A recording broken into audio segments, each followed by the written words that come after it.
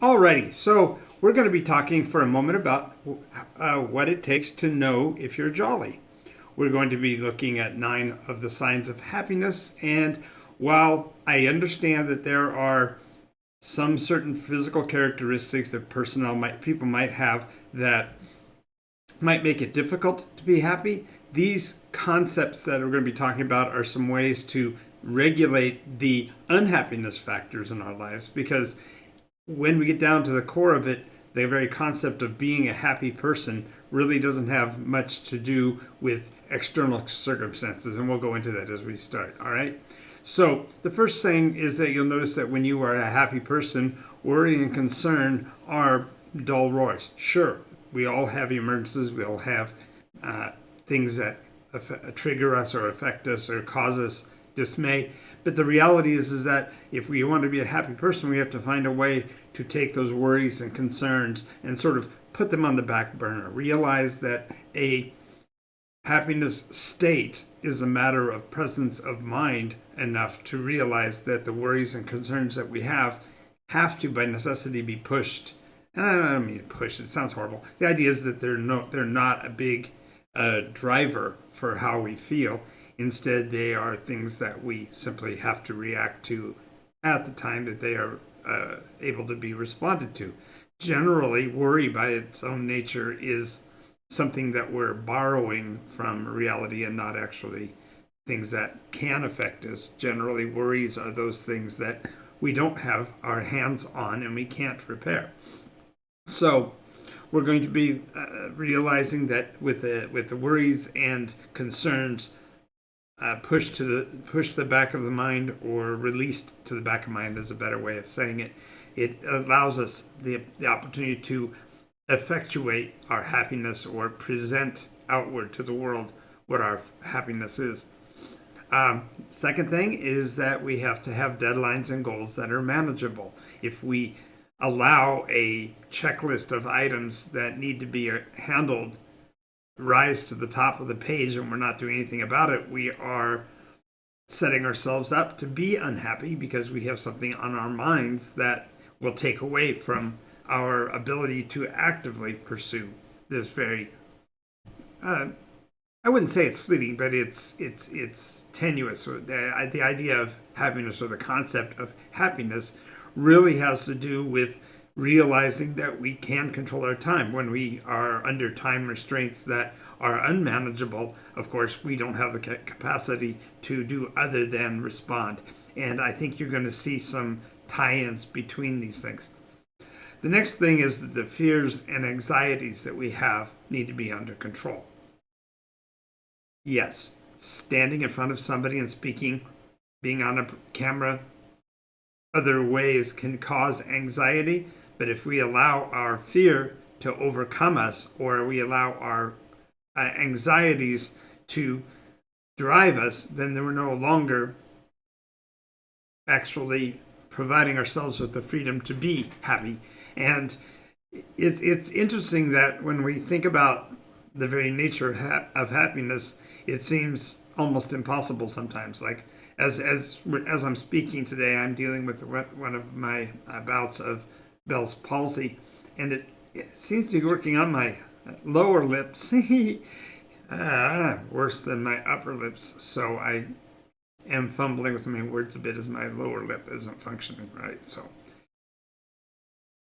maybe that's stress, maybe that's fear and anxiety. But the issue is it doesn't change the fact that I'm a happy person, or that I'm exhibiting happiness. Now, there are people who would say you need to present as happy, and therefore whether you are or whether you aren't isn't really relevant. It actually is, because if you are dissatisfied or unhappy, it's hard to present happiness to others or share in the happiness. And one of the things that drives that down is sometimes our financial situation. When we are worried about money, when we're worried about the things that we are trying to do, then we let that stress or that burden bother us. So we want to make sure that even our financial situation becomes background noise, that we don't draw attention to, we don't focus on it at every given moment, but we simply acknowledge that it needs to be handled, and then we resolve it. Happiness is in many cases considered to be a thing to search after, a thing to grasp, a thing to hold on to. And the reality is that happiness is the condition of our minds to deal with these things: worries, concerns, deadlines, fears, etc. These all pile up, and we have to learn how to adjust to them so that we can move forward. I'm reminded when I was a younger person, I used to be in the moving business, and one of the biggest challenges was packing the vehicle for travel. And when we're looking at our individual lives, we have to learn how to position the pack of our load. We have to take our goals and limitations and bandy them about until we figure out a way to bear them, because ultimately all of those things that, quote, ride on our shoulders are things that we've placed there. We build the load out, we decide what we're willing to bear, what things we're not, and in order to live in a happy space, if we're going to be a jolly person, we have to be able to juggle these things. Now, another one that comes up sometimes is other people's problems, OPP. When somebody else has a challenge or difficulty and they come to us with it, they're expecting our help in fixing it or repairing it. And the reality is that those issues are also necessarily put into perspective. Yes, I would be glad to assist you in handling your burdens, as long as you realize I have my own to bear as well, and keep your issues, your problems in perspective with my own. And if we do that, then we're able to be happier, because we are not dwelling on those things. Also notice that the idea here is that happiness is a case of our sense of humor. If we are burdened by difficulties and we are burdened by timelines and such like, it's hard for the corners of your cheeks to go up and to be happy when we have things to be worried about. So we have to learn how to let humor just come through. If something happens, we can take joy in it. We can take humor in it if we have it. If we haven't locked it out or blocked it out.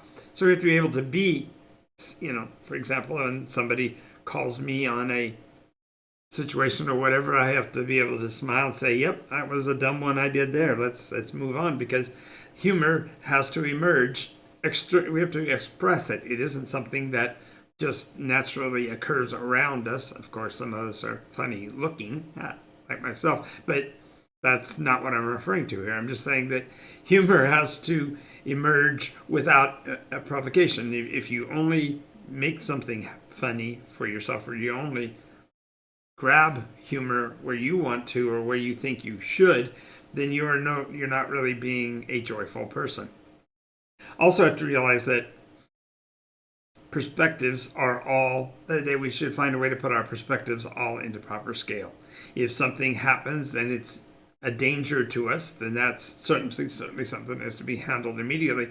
But if it's something that's just a additional piece to stack onto the pile, so to speak, keep it in perspective and realize that it's not something to hold on to or to let overwhelm us. And I think one of the biggest things to tell if you're jolly is that you're able to give others the benefit of the doubt. So much of the time when we are dealing with our own issues and our own problems, other people making statements or whatever, we bring with us our perspective, and we try to place that onto what is being shared with us or said to us. And we have to learn how to recognize that it's just as possible that the person who is saying it didn't mean it the way we took it. It's just a matter of our ability to give perspective to the information being shared with us. Ultimately, this last one, attitude determines your altitude. If you think about it, consider a duck in the water. A duck in the water is perfectly fine, and as long as it keeps its head out of the water, you keep your nose up. The idea here is that if you want to be a jolly person, you have to bring jolliness with you. You have to bring that desire to the fore and keep focused on that. So that will lead to necessarily a whole lot of questions that we need to ask.